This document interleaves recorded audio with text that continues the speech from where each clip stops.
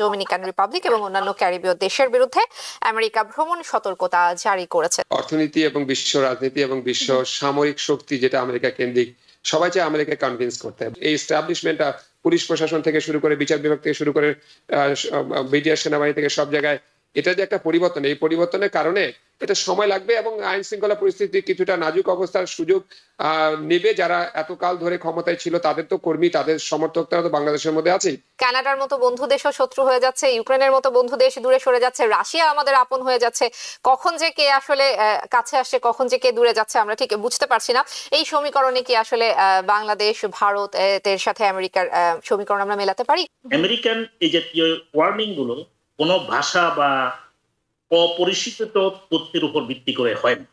State ডিপার্টমেন্টের যথেষ্ট তথ্য না থাকলে স্টেট ডিপার্টমেন্ট থেকে এই জাতীয় পলিসি চেঞ্জ হয় না। কারণ হাসিনা গত 16 বছর ধরে জুজুর বয় দেখাইছে যে ইসলামিস্টরা দখল করে নিল, আমি যদি না থাকি তাহলে এটা মানে মুসলমান সন্ত্রাসীদের আড্ডাখানায় পরিণত হবে। ডোমিনিকান রিপাবলিক এবং অন্যান্য ক্যারিবীয় দেশের বিরুদ্ধে আমেরিকা ভ্রমণ সতর্কতা জারি করেছে স্টেট ডিপার্টমেন্ট। মাঝে মাঝেই আমেরিকানদের জন্য ভ্রমণের ক্ষেত্রে ঝুঁকিপূর্ণ কিছু দেশের নাম এরকম ঘোষণা করে থাকেন এবং এরকম কিছু তালিকা দিয়ে থাকে। আজকের যে তালিকা সেখানে 3 নম্বর ক্যাটাগরিতে আমরা দেখতে পাচ্ছিলাম বাংলাদেশের নামও রয়েছে, অর্থাৎ বাংলাদেশে আমেরিকানদের ভ্রমণ করার আগে আরো একবার বিবেচনা অথবা আরো একবার চিন্তা করার ব্যাপারেই আসলে উৎসাহী করা হচ্ছে।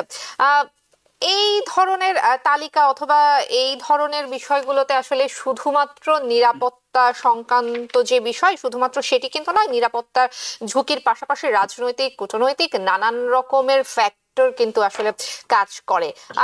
বাংলাদেশের নামটা আসলে কোন পার্সপেক্টিভ থেকে আসতে পারে? অ্যাডভোকেট আব্দুর রশিদ, কি মনে হচ্ছে? অনেক ধন্যবাদ। এটা তো আসলে আমরা কমন সেন্স দিয়ে বুঝি যে আসলে বিশ্ব অর্থনীতি এবং বিশ্ব রাজনীতি এবং বিশ্ব সামরিক শক্তি যেটা আমেরিকা কেন্দ্রিক, সবাই চায় আমেরিকা কনভিন্স করতে। বাংলাদেশে বিগত 15-16 বছরে যে একটি শাসক দল ছিল যারা বাংলাদেশের গণতন্ত্র মানবাধিকার নিয়ে বাংলাদেশকে প্রশ্নাতীত ভাবে বিশ্ব দরবারে দাঁড় করিয়েছিল এবং যাদের সাথে দিল্লি কেন্দ্রিক একটা খুব ভালো রিলেশনশিপ থাকার কারণে, দিল্লি একটা বড় ভারত একটা বড় দেশ হওয়ার কারণে, ভারতের সাথে আমেরিকার একটা ভালো সুসম্পর্ক থাকার কারণে ওই দিক দিয়ে একটা অ্যানালজি তৈরি হয়, একটা লিঙ্ক তৈরি হয়। এবং ডোনাল্ড ট্রাম্প কিছুদিন আগে মনে করেন যে মোদির সাথে দেখা করে বাংলাদেশ বিষয়ে মানে মোদিকে যেভাবে করে গ্রিন সিগন্যাল দেয় বাংলাদেশ বিষয়টা ট্যাকল দেওয়ার জন্য বা ডিপ স্টেটকে মানে মানে কাইন্ড অফ দিল্লির একটা লুক আফটার করুক, আসলে আমেরিকা এত ছোট বিষয় নিয়ে ওখানে কনসার্ন না, এরকম একটা যে আমরা ভাবভঙ্গি দেখলাম তারই কিছুটা আকার ইঙ্গিতের ফল তো এখানে আমরা বুঝতেই পারি। সেটা যে এক হচ্ছে যে বিগত 15-16 বছরে যে আমাদের বলতে বলা যেতে পারে অগণতান্ত্রিক এবং যে শাসন ব্যবস্থা ছিল বাংলাদেশে, সেটা তো এখন দিল্লির আশ্রয়ে আছে। উনি দিল্লি আশ্রয়ে আছেন, দিল্লি তার শক্তিকে অবশ্যই কাজে লাগাবে আমেরিকার মতো সুপার পাওয়ারের কাছে বাংলাদেশের উপরে যতটুকু পারা যায় প্রেশার ক্রিয়েট করা। আমার কাছে যেটা আপাত দৃষ্টিতে মনে হয় এটা সেই ধরনের একটা প্রেশার। কারণ বাংলাদেশে আমি কিছুদিন আগে ঘুরে আসছি, বাংলাদেশে মানে এত আইন শৃঙ্খলা পরিস্থিতি এমন কোনো পর্যায়ে যায় নাই, বরং এর আগে আমরা দেখেছি আমেরিকান ডিপ্লোম্যাটদের উপরে তাদের সিকিউরিটি তুলে নেওয়া, তাদের বরং অনিরাপদ করা, সেই ধরনের ঘটনা বাংলাদেশে ঘটে নাই। সুতরাং বাংলাদেশে এমন কোনো ঘটনা ঘটেনি যে কারণে বাংলাদেশে এই লেভেল 3 আপনার কশনস জারি করতে হবে ট্রাভেল ওয়ার্নিং এর ক্ষেত্রে। আমি মনে করি যে বাংলাদেশ ইয়েস একটা পট পরিবর্তন পরবর্তী অবস্থা এই জুন জুলাই আগস্টের পরে বুঝাই স্বাভাবিক যে আইন শৃঙ্খলা পরিস্থিতি একটু কিছুটা টার্মাল জায়গায় থাকবে, খুব স্বাভাবিক। কারণ হচ্ছে ক্রান্তিকাল পার হয়ে আমরা নতুন একটা ক্রান্তিকালের মধ্যে ঢুকেছি, যেখানে সারা 15-16 বছরের যে একটা এই এস্টাবলিশমেন্টটা পুলিশ প্রশাসন থেকে শুরু করে বিচার বিভাগ থেকে শুরু করে বিডিআর সেনাবাহিনী থেকে সব জায়গায় এটা যে একটা পরিবর্তন, এই পরিবর্তনের কারণে এটা সময় লাগবে এবং আইন শৃঙ্খলা পরিস্থিতি কিছুটা নাজুক অবস্থার সুযোগ নেবে। যারা এতকাল ধরে ক্ষমতায় ছিল তাদের তো কর্মী, তাদের সমর্থক তারা তো বাংলাদেশের মধ্যে আছেই। এবং মানুষ এখন তো বাংলাদেশে আসলে রাজনৈতিক কোনো সরকার নেই, এটা তো ব্যুরোক্রাসির মাধ্যমে একটা সরকার তৈরি হয়েছে। যে সরকার এখন চলছে তাদের অনেক দুর্বলতা আছে, অনেক শর্টকামিংস আছে, সীমাবদ্ধতা আছে।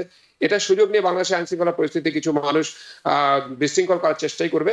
সেক্ষেত্রে আমেরিকা যে ট্রাভেল মানে ওয়ার্নিং দিতে পারে, কিন্তু লেভেল 3-তে একটা বেশি হয়ে গেছে বলে আমার কাছে মনে হয়।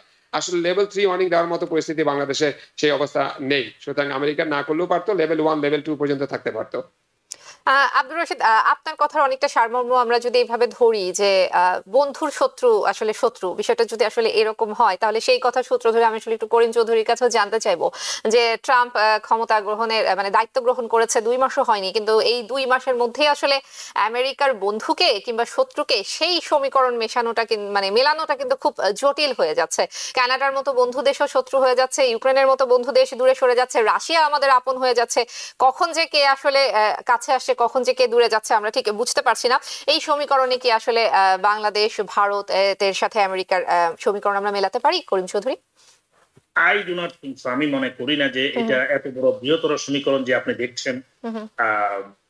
কানাডার সাথে আমাদের যে সম্পর্ক, নাফটা মানে আমেরিকার আশেপাশে, উত্তর আমেরিকার আশেপাশে যে সমস্ত আমাদের বন্ধু দেশ যারা আমাদের অ্যালাইস, তাদের সাথে আমাদের যে বৈরিতা সৃষ্টি হয়েছে, এটা সিমিলার কোনো কিছুই নয় আমাদের সাউথ ইস্ট এশিয়ার জন্য বা সাউথ এশিয়ার জন্য।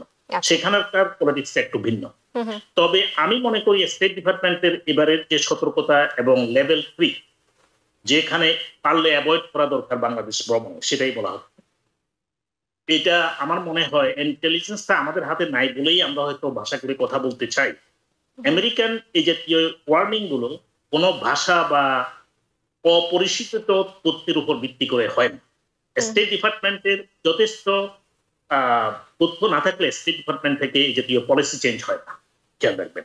আমেরিকানদের নিরাপত্তার জন্যই করা হয়েছে। আপনারা শুনেছেন যে ইতিমধ্যেই যতটুকু পত্র পত্রিকা বা মিডিয়াতে আসছে, আপনারা দেখেছেন যে বাংলাদেশে পরাজিত শক্তি স্বৈরাচার একটি পার্শ্ববর্তী দেশে বসে বাংলাদেশে বিশৃঙ্খলা সৃষ্টির উস্কানি দিচ্ছে এবং সেই ক্ষেত্রে সেনাবাহিনীকে পর্যন্ত দ্বিধা বিভক্ত করছে। পুলিশের 1 লক্ষ সদস্য এখন পর্যন্ত জয়েন করে নাই, অনেকের হাতে সরকারি অস্ত্র নিয়ে তারা পলাতক রয়েছে। আমাদের ফোর্সের মধ্যে পুলিশের পোশাক পরা, বিডিআর আর্মির পোশাক পরা লোকেরা ছাত্র আন্দোলন দমানোর ক্ষেত্রে গুলি বর্ষণ করেছে। এই জাতীয় তথ্য আন্তর্জাতিক অপরাধ ট্রাইব্যুনালের হাতে গেছে, যার ফলে দেশের অভ্যন্তরে যে কোনো সময়ে এই পরাজিত শক্তিটা একটা বড় ধরনের বিশৃঙ্খল অবস্থা সৃষ্টি করতে পারে, সমূহ সম্ভাবনা আছে। এই আজ থেকেই আমার বিশ্বাস, কারণ যে কোনো সময়ে তারা একটা বড় ধরনের, এবং টার্গেটটা ফরেনাররা, আমেরিকানরা হবে, ইউরোপিয়ানরা হবে। আপনারা বুঝেন, একজনকে আটক করতে পারলে, কিল করতে পারলে সেটা মেসেজ হয়ে যায়, বড় ধরনের একটা আন্তর্জাতিক খবরে পরিণত হতে পারে। জনসমর্থনটা অন্যদিকে একটা ভয় ভীতির সৃষ্টি। কারণ হাসিনা গত 16 বছর ধরে জুজুর ভয় দেখাইছে যে ইসলামিস্টরা দখল করে নিল, আমি যদি না থাকি তাহলে এটা মানে মুসলমান সন্ত্রাসীদের আড্ডাখানায় পরিণত হবে। সম্পূর্ণ তথ্যহীন, ভিত্তিহীন এই প্রোপাগান্ডা চালিয়ে সে মানুষের দৃষ্টিভঙ্গি, আন্তর্জাতিক দৃষ্টিভঙ্গিকে অন্যদিকে দাবিত করার সুযোগ দিচ্ছে তার, এবং সেটা সফলভাবে সে করেছে। সারা বিশ্বে বাংলাদেশকে পরিচিত করেছে। যদি একমাত্র হাসিনাই হলো যে ইসলামপন্থীদের দমনের হাত, এবং সেটা দেখিয়ে দিচ্ছে অনেককে ফাঁসি দিয়ে, বিচারের নামে প্রহসনের ফাঁসি দিয়ে। সেটা কিন্তু প্রমাণ করে দিয়েছে বিশ্ববাজারে যে আমি না থাকলে ইসলামপন্থী সন্ত্রাসীরা এখানে দখল করে নেবে এবং তাদের আটকানায় হবে।